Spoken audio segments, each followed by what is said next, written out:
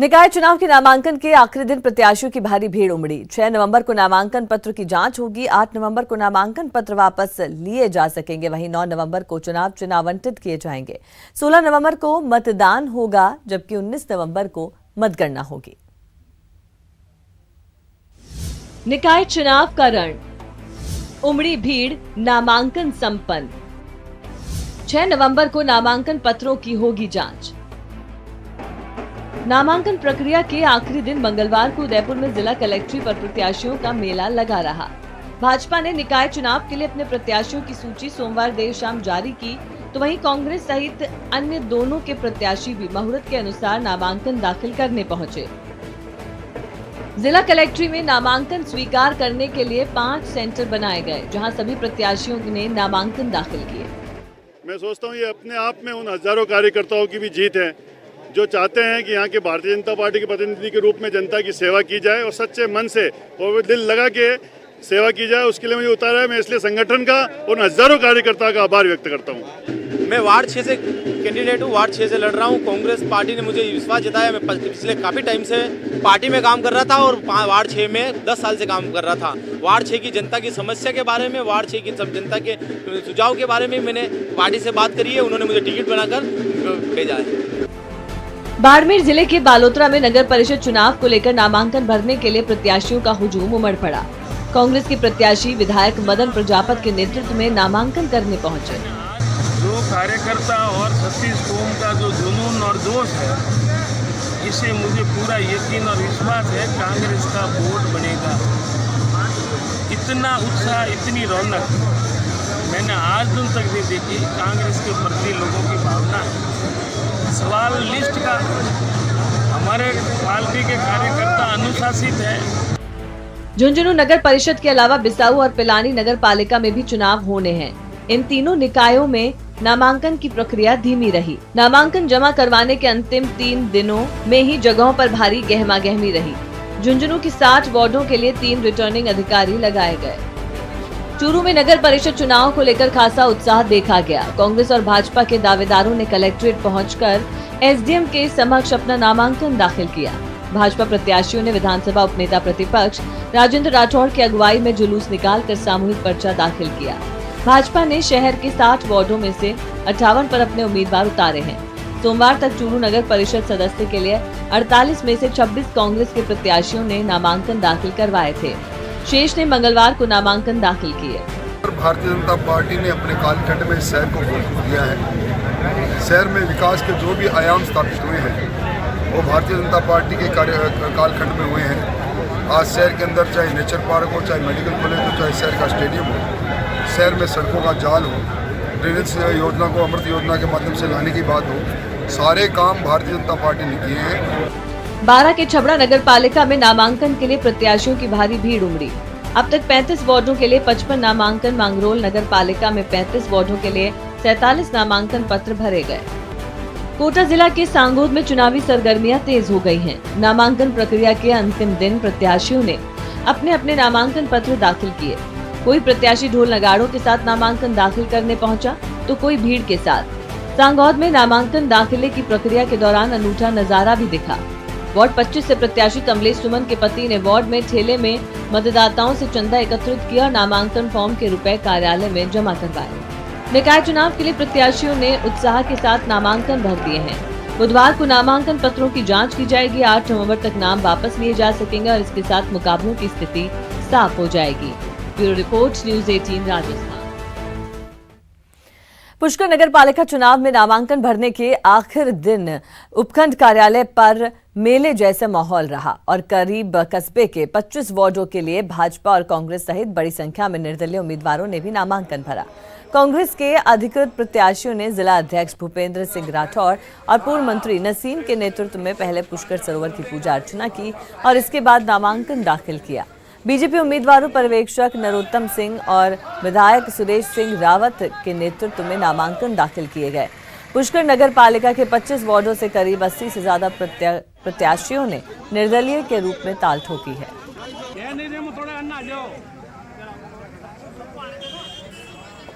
Congress party एकजुट होकर यहाँ चुनाव लड़ रही है अधिकांश सीटों पर युवा चेहरों को हमने प्राथमिकता दी है, युवा लोगों को हमने यहाँ उतारा है।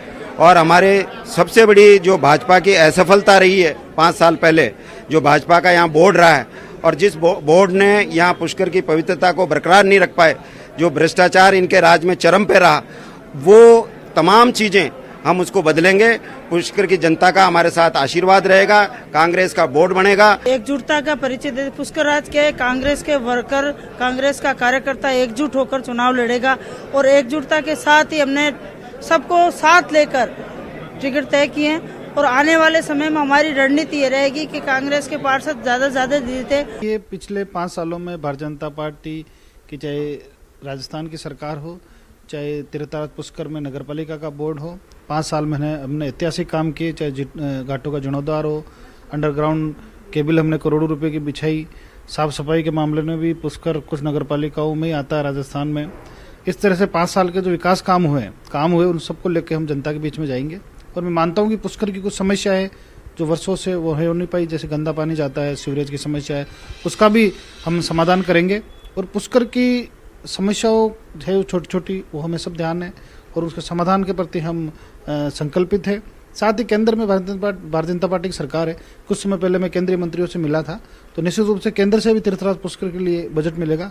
तो हम सबको साथ लेके और तीर्थराज पुष्कर का विकास कैसे हो, इसी मुद्दे पर हम चुनाव लड़ेंगे। काफ़ी जद्दोजहद के बाद आपने अब चुनाव की जो लिस्ट है वो जारी की है, क्या कारण मानते हैं आप? देखिए, भारतीय जनता पार्टी एक ऐसी पार्टी है जो भी सभी कार्यकर्ताओं को साथ लेकर सर्वसम्मति से हमारे प्रत्याशी तय होते हैं। तो कोई जद्दोजहद नहीं है, सब लोगों ने सर्वसम्मति से बैठ के प्रत्याशी तय किए हैं। और आप सभी को आज आपने देखा कि पुष्कर का ऐतिहासिक जुलूस के रूप में सब लोग गए, तो पुष्कर पूरा पर्सन है, कार्यकर्ता भी सब एकजुट हैं। इनका मानना है कि कार्यकर्ता भी एकजुट है और दूसरी ओर जो विकास के कार्य कराए हैं उसको लेकर कहीं न कहीं आने वाले सीएम अशोक गहलोत ने निकाय चुनाव को लेकर कहा कि जनता कांग्रेस के साथ है और निकाय और पंचायत चुनाव में कांग्रेस की जीत होगी। गहलोत ने कहा कि मंडावा के उपचुनाव में कांग्रेस जीती और खींवसर में भी अच्छी टक्कर दी है। गहलोत ने कहा कि निकाय चुनाव में कांग्रेस की जीत तय है। तो जनता बहुत समझती है और आप देखेंगे आने वाले वक्त में समझदारी के पैसे और देगी जनता। जनता को विश्वास है हमारे ऊपर। 2 बाई इलेक्शन हुए थे, 2 बाई इलेक्शन में हमने देखा होगा किस प्रकार से इतनी भारी जीत होना मंडावा के अंदर 30-35 हज़ार थे और नागौर के अंदर खींवसर में हम लोग हारे नहीं हैं। 57,000 की लीड थी उनकी, वो 4,000 पे आ गई।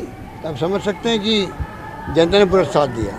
बीकानेर में टिकटों के बंटवारे को लेकर बीजेपी कांग्रेस दोनों में विरोध देखने को मिल रहा है। इधर कांग्रेस दावा कर रही है कि बीजेपी में विरोध है, कांग्रेस में किसी प्रकार का विरोध नहीं है। ऊर्जा मंत्री बीडी कल्ला ने न्यूज 18 से खास बातचीत में कहा कि आने वाले समय में कांग्रेस का बोर्ड बनेगा और विकास के नए आयाम बीकानेर में खुलेंगे। चुने हुए पार्षद नगर निगम चुनाव का उत्साह चरम पर है, तो वहीं बीजेपी और कांग्रेस आमने सामने हैं और सभी अपनी जीत का जो दावा है वो कर रहे हैं। प्रत्याशियों की जो लिस्ट है वो भी जारी हो चुकी है। मंत्री बीडी कल्ला हमारे साथ में, हम उनसे बात कर लेते हैं। बीडी कल्ला जी, किस तरह देखते हैं इस नगर निगम चुनाव को लेकर के? माथापच्ची का जो दौर है वो भी चला, चाहे टिकटों की नामों की घोषणा की हो, उधर बीजेपी की बात कर लें, चाहे आपकी पार्टी की बात कर लें, क्या देखते हैं इन चुनाव को लेकर आप? आपने देखा होगा यहाँ तो शांति है बिल्कुल, बीजेपी में घमासान हो रहा है। हमारे यहाँ राजस्थान में कांग्रेस की सरकार है। यहाँ स्वायत्त शासित संस्थाओं का जब भी चुनाव होता है तो लोग कड़ी से कड़ी जोड़ते हैं। पिछली भाजपा सरकार की नगर निगम ने बीकानेर का कोई ध्यान नहीं दिया। यहाँ सफाई व्यवस्था चौपट थी, नालियाँ साफ़ नहीं होती थी, सीवरेज चौक होया हुआ था, सड़कें टूटी हुई, नालियाँ फूटी हुई, लाइट गुल। ऐसी स्थिति में भारतीय जनता पार्टी के जो चुने हुए पार्षद थे उन्होंने उनके खिलाफ मोर्चा लिया। कांग्रेस के लोग तो विरोध करते ही रहे, बराबर हमेशा सड़कों पर रहे, लेकिन भारतीय जनता पार्टी के चुने हुए पार्षदों ने भी उनका विरोध किया। मेयर का कोई काम नहीं हुआ। इसलिए जनता की निगाहें अब एंटी इनकम्बेंसी जो नगर निगम में आई है उसके कारण कांग्रेस की तरफ आशा भरी निगाहों से देख रहे हैं। तो कड़ी से कड़ी जुड़ने पर निश्चित रूप से बीकानेर शहर का चहुमुखी विकास होगा, सफाई व्यवस्था चाक चौबंद रहेगी, लाइट का प्रबंधन अच्छा होगा, सड़कों का सुधार होगा, नालियों का और सीवरेज का सुधार होगा। सूची जारी होते ही बीजेपी के जो घमासान है वो साफ तौर पे देखने को मिला था। सड़कों पे कोई टायर जला के विरोध प्रदर्शन भी किए गए थे, लेकिन आपने जैसे ही नामों की लेट तक घोषणा रखी है और उसके बाद में अब जो सिंबल देके वो चीज़ की जा रही है, आप में भी कहीं ना कहीं जो है आपके जो जुड़े हुए थे सक्रिय कार्यकर्ता वो भी नाराजगी आप पे जता चुके हैं, आपसे मिल भी चुके हैं। ऐसा है कि ऐसे तो किसी भी चुनाव में आप देखो कि 10 आदमी मांगने वाले होते हैं, एक को टिकट मिलता है, लेकिन हमारे यहाँ कोई उआपो नहीं है। आप देख रहे हो सकता है जिसको टिकट नहीं मिला उसके मन में रोष हो सकता है, उसके मन में एक तरीके से अपनी भावना व्यक्त करने का है, लेकिन ऐसा कुछ नहीं है। आप देख रहे हो बराबर कि सब प्राय सिंबल 2-3 बटने बाकी हैं, बाकी सारे सिंबल जा चुके हैं। तो माना जाता है कि अगर कुछ मनमुटाव होता है या कोई कार्यकर्ता आपसे मनमुटाव करते हैं तो उन्हें वापस मनाकर एक मंच पर लाया जाएगा। निश्चित रूप से कांग्रेस के पास जैसे कुछ माननीय लोगों को मान लो टिकट नहीं मिला है तो उनको पार्टी में और कोई सम्मानपूर्वक स्थान देंगे। बीजेपी की ओर से दावा किया जा रहा है कि एक बार फिर बीजेपी का बोर्ड बनेगा और एक बार फिर चहुमुखी विकास की ओर अग्रसर रहेगा, लेकिन सरकार इस बार कांग्रेस की है। क्या लगता है इस बार क्या बोर्ड का जो गठन है क्या बीजेपी कर पाएगी? निश्चित रूप से यहाँ पर कांग्रेस का बोर्ड का गठन होगा ऐसा मुझे विश्वास है। मैं बीकानेर की जनता से अपील भी करता हूँ कि वे कांग्रेस को जिताएं, कांग्रेस का बोर्ड बनाए ताकि कड़ी से कड़ी जुड़ सके और बीकानेर का जो 5 साल में दुर्दशा हुई है उसको सुधारा जा सके। रहा सवाल टिकटों का इनका, तो आप देख रहे हैं कि बराबर सब जातियों को, सब 36 कौमों को कांग्रेस ने प्रेफरेंस दिया है और सबको साथ लेकर हम चुनाव लड़ेंगे। अगर बोर्ड बनता है कांग्रेस का जो आप दावा कर रहे हैं तो विकास के किस तरह से चहुमुखी की ओर देखा, क्योंकि ये शहर की सरकार है और शहर की सरकार आपकी निगाहें लगाकर बैठी है। देखिए हमारी सरकार यहाँ पर बनने पर हम लोग सबसे पहले सफाई व्यवस्था पर ध्यान देंगे, लाइटों का अच्छा प्रबंध करेंगे, सीवरेज के सिस्टम को सुधारेंगे और जहाँ जहाँ नालियाँ टूटी फूटी हुई हैं उनको सुधारेंगे, सड़कों का सुधार करेंगे और कुल मिलाकर के बीकानेर का जो स्वायत्त शासन विभाग है वो बखूबी काम करेगा और जनता की परीक्षा पर खरा उतरेगा। तो ये थे मंत्री बीडी कल्ला, जिन्होंने साफ तौर पे कहा कि जो नगर निगम चुनाव है वो एक तरफा कांग्रेस अपना जो बोर्ड है वो यहाँ पर बनाएगी। फिलहाल देखने वाली बात तो ये होगी जब नतीजे आते हैं तो नतीजे किसकी ओर इशारा करते हैं। कैमरामैन धीरज जोशी के साथ सतवीर सिंह राठौर, न्यूज़ 18 बीकानेर। नगर निगम चुनाव को लेकर उत्साह अपने चरम पर है, तो वहीं मंगलवार को नामांकन भरने की आखिरी तारीख होने के कारण प्रत्याशियों और समर्थकों की भी बड़ी संख्या में कलेक्ट्रेट सभागार पहुंचकर नामांकन भरा। नामांकन भरने के दौरान महिलाओं का हुजूम आकर्षण का केंद्र रहा। महिलाएं अपने प्रत्याशी को जिताने के लिए और उनके नामांकन में शामिल होने के लिए बड़ी संख्या में पहुंची। तो वहीं वार्ड 64 से बीजेपी की महिला प्रत्याशी मीना असोपा से बात की हमारे संवाददाता सतवीर सिंह राठौर ने। नामांकन भरने वाले उम्मीदवारों में काफ़ी उत्साह भी देखने को मिल रहा है। आप देख सकते हैं ये पूरी महिला विंग है जो यहाँ पर पहुंची है अपने जो प्रत्याशी है उसके साथ में उनका समर्थन करने के लिए, और उत्साह साफ तौर पे यहाँ पर देखने को मिल रहा है। महिलाओं की जो मुस्कान है वो ये बता रही है कि वो अपनी जीत को लेकर पूरी तरह से आश्वस्त है और खासतौर पर जो विकास के जो कार्य हैं उन पर उम्मीद लगा कर ये बैठे। हम उन्हीं से बात कर लेते हैं। सबसे पहले तो आपको बहुत बहुत शुभकामनाएं। किस तरह से अब महिला विंग के साथ में आए हैं, किस तरह का उत्साह देखने को मिल रहा है और क्या कुछ विकास के अब रहेंगे विकास?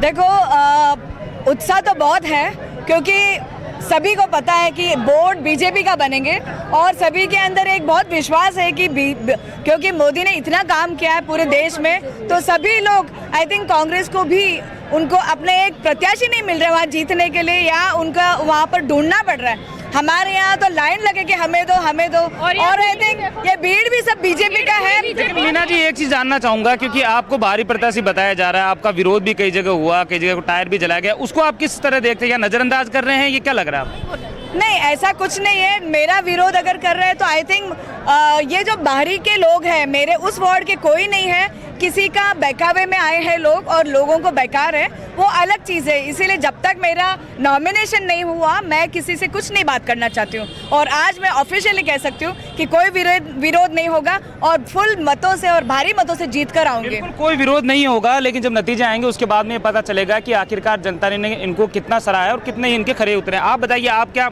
आपकी मुस्कान साफ तौर पर देखने को मिल रही है और अभी आप जिस तरीके से समर्थक बन के आए हैं, क्या कुछ लग रहा है आपको कि इस बार क्या विकास के दावे होंगे, क्या पूरे होंगे? मैं तो यही चाहती हूँ कि पूरा सपोर्ट मीना जी को रहे, क्योंकि इन्होंने आगे चलकर बेटी बचाओ बेटी अभियान में भी बहुत काम किया है। और ये सब जितनी महिलाएं हैं खड़ी हैं, इसीलिए खड़ी हैं क्योंकि इनका जो आगे से आगे जो योगदान रहा है वो किसी को नजरअंदाज तो है नहीं। इसीलिए मैं तो यही चाहती हूँ कि मीना जी ही आए। विकास के पूरे दावे खुलेंगे आपके हिसाब से? क्या विकास खुले? बिल्कुल एकदम।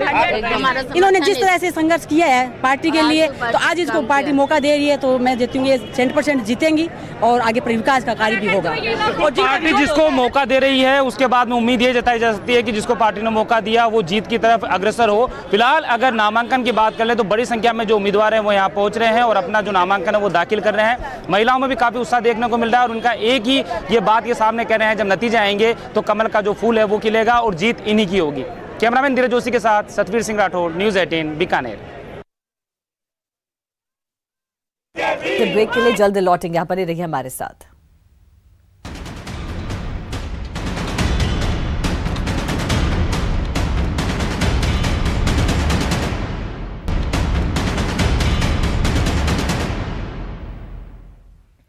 और ब्रेक के बाद आप सभी का स्वागत है। भरतपुर में निकाय चुनाव की सरगर्मी चरम पर है। वोट मांगने के लिए प्रत्याशी स्थानीय लोगों के पास पहुंच रहे हैं। मेयर शिव सिंह भौंट का वार्ड विकास की बाट जो रहा है, यहां के लोग समस्याओं से जूझ रहे हैं। मेयर के वार्ड में विकास का हाल, बुनियादी सेवाओं की समस्या, आदर्श वार्ड का दर्जा, बदतर हालात, वार्ड 9 के निवासियों की नाराजगी। भरतपुर में नगर निकाय चुनावों का बिगुल बज चुका है और प्रत्याशी अब घर घर जाकर अपने लिए वोट मांग रहे हैं। लेकिन बात करें पिछले कार्यकाल की तो भरतपुर के मेयर शिव सिंह भौंट के आदर्श वार्ड की बात करते हुए हम आपको बताना चाहते हैं कि आदर्श वार्ड का दर्जा देने के बाद भी इस वार्ड में कोई भी काम नहीं हुए हैं। मेयर शिव सिंह भौंट का तो कहना है कि उन्होंने अपने वार्ड में करीब 15 करोड़ रुपए के विकास कार्य कराए हैं, लेकिन धरातल पर देखा जाए तो कुछ ही काम होते दिखाई दे रहे हैं। स्थानीय लोगों का कहना है कि यहाँ सड़क की सबसे बड़ी समस्या है, साथ ही सीवरेज और जल भराव की समस्या से यहाँ के बासिंदों को रूबरू होना पड़ता है। कई बार बाढ़ के लोग पार्षद और अपने मेयर से गुहार लगा चुके हैं, लेकिन जल भराव की समस्या का कोई निदान नहीं हुआ है। अब बाढ़ के लोगों को उम्मीद है कि नया कोई पार्षद बनेगा और जल भराव की समस्या से उसे निजात दिला पाएगा। ये है मेयर शिव सिंह भौंट का वार्ड नंबर 9। यहाँ के हालात देखकर नहीं लगता है कि ये मेयर का वार्ड है। वार्ड नंबर 9 के हालात बद से बदतर हैं। मेयर का वार्ड आदर्श वार्ड घोषित किया गया था, लेकिन धरातल पर इस वार्ड में विकास के मुख्य काम नहीं हुए हैं। वार्ड नंबर 9 में अधिकांश गलियां कच्ची पड़ी हुई हैं और लोगों को जल भराव की समस्या से दो चार होना पड़ता है। वार्ड नंबर 9 की Tilak Nagar colony, paradise colony में जल भराव की इतनी बड़ी समस्या है कि मकानों के चारों तरफ 5 से 6 फुट पानी गड्ढों में भरा रहता है। बरसात में तो लोगों का सड़क पर निकलना दूभर हो जाता है। जल भराव और गंदगी की वजह से लोग बीमारियों का शिकार हो रहे हैं। ये मेयर का आदर्श वार्ड है, वार्ड नंबर 9। यहाँ पर कोई सुविधा नहीं है, सड़क खोद रखी है, बारिशों में पानी बढ़ जाता है, नालियों में गंदगी रहती है। और क्या समस्या है? और काफ़ी समस्या है, वो ध्यान ही नहीं देते हैं। समस्या ये है सब 2-2.5 महीने से, एक तो पानी जो आ रहा है सप्लाई का ये गंदा आ रहा है, प्रदूषित है, नालियों का पानी आ रहा है और कई बार हम शिकायत भी कर चुके हैं इसकी। और शिकायत करने पर वो उन्होंने ठीक ही भी कराया। एक तो गली नंबर 7 और एक महादेव जी की जो मंदिर है उसके सामने वाला वहाँ टूटा हुआ है और ये कई बार शिकायत भी कर चुके हैं बहुत। और यहाँ पानी भर जाता है बारिश में और ये मेन समस्या तो यही है। गड्ढा हो रहे हैं भैया, और जैसे ही तेज रफ्तार से गाड़ी आती है तो बिल्कुल भीतर तक मतलब छींटे जाते हैं कीचड़ के, फर्श पूरा हो जाता है और मतलब पानी भरा रहता है यहाँ पे। हाँ बिल्कुल खुद ही पड़ी है। अब ये वो पाइप डाल गए तो ऐसे ही छोड़ गए उसको बिना मतलब ये को उसको सेट करे हुए, मट्टी बिछाई नहीं है। कच्ची नाली और कच्ची सड़क होने की वजह से घरों का पानी भी सड़क पर आ जाता है। कुछ स्थानों पर सड़क भी बनवाई गई थी, लेकिन वह जल्द ही उखड़ गई। अब की बार मेयर का वार्ड महिला सामान्य वर्ग में शामिल हो गया है, लेकिन मेयर की सीट सामान्य महिला होने की वजह से शिव सिंह भोट चुनाव नहीं लड़ रहे। देखो हमारी गली पूरी खराब पड़ी है और इतनी पटक लगे हैं सो पूछो मत। दूधिया लेके टंकी लेके गिर गो, दूधिया भी नहीं आ सकता हमारी गली में। यही गली है, 6 नंबर है जो 7 है, वो गली में बहुत कीचड़ है रही है। खच्चर 20 साल हो गए हमने रहते 20 साल से हमारी ये हालत खराब हो रही है कि पूछो मत। और इतनी पटक लगती है गेल हारे में ऐसी पटक लगती है सो बस दूध पानी सब लेके गिर पड़ते हैं बच्चे। भैया जी यहाँ से हमें करीब यहाँ 10 साल 15 साल हो गए रहते रहते इस तिलक नगर में। और इस वार्ड से शिव सिंह जी मेयर हैं, जो इसी वार्ड से वार्ड मेंबर हैं। और हमने उनसे कई बार कहा है, कई बार यहाँ से लोग 10-20 आदमी उनसे मिले हैं कि मेयर साहब इस नाली को रास्ता को देख लो। हमारे मकानों के पीछे अगर आप जाकर देखोगे ना तो 5-6 फुट पानी भरा हुआ है। कई बार रिक्वेस्ट किया मैं साहब इस पानी का तो कोई इंतजाम कर लो, लेकिन कभी कोई सुनवाई नहीं की कि साहब आप लिख के दे दो। कई बार उनको लिख के देख आया हूँ मैं, न उन्हें लिखी हुई सुनी। उनसे व्यक्तिगत मिले हम, मेयर ये लोग कई कॉलोनी के लोग गए थे। मेयर साहब आप ये देखिए बरसातों में कि हमारे यहाँ रास्ता नहीं, हमने खुद पैसे से ये जितना कचरा डलवाया है ना, कम से कम नहीं मेरे हाथों से, मैं खुद कह रहा हूँ ये भी है, ये वहाँ से और यहाँ तक पूरे रास्ते पे कम से कम 100 ट्रॉली हमने सबने पैसा दिया है। और हर बरसात में हम 4-4, 5-5 ट्रॉली अपने अपने घरों के आगे डलवाते हैं, लेकिन मेयर ने कभी भी सुनवाई नहीं की। जब ज़्यादा प्रेशर नहीं कहते हैं तो ये शब्द कहते हैं भाई तुमको पैसे से वोट दिया है। समस्याएँ तो काफ़ी हैं। एक तो समस्या पानी का भराव है, पानी निकलता नहीं है बारिश के मौसम में। और जगह जगह रोड टूटे हुए पड़े हैं। रोड अभी बने हैं लेकिन क्वालिटी अच्छी न होने की वजह से रोड टूट गए हैं। और इस कॉलोनी में पीछे जाके देखेंगे तो पूरा कच्चा रोड पड़े हुए हैं, बनी नहीं है। और मुझे लगता है सरकार की भी इसमें बड़ी गंभीरता से नहीं लिया है इसको, क्योंकि अगर ये पीछे जा कर के अगर गंभीरता से लेते तो उसका एक लेआउट प्लान करते और उसका कन्वर्जन होता तो उससे जो है रोड भी बनते, नालियाँ भी बनती, पानी की व्यवस्था भी होती। सीवरेज की व्यवस्था आने के लिए बोले, रोड भी टूटे पड़े हुए हैं। पानी की जो लाइनें पड़ी हैं उसमें पानी की लाइन भी टूटी पड़ी हुई है, जगह जगह लीकेज हो रखे हैं। तो जनता बहुत इस चीज़ से नाराज़ है कि पानी का निकास नहीं है। और इस बुलेटिन में फिलहाल के लिए इतना ही। दीजिए इजाजत और आप देखते रहिए न्यूज़ 18 राजस्थान।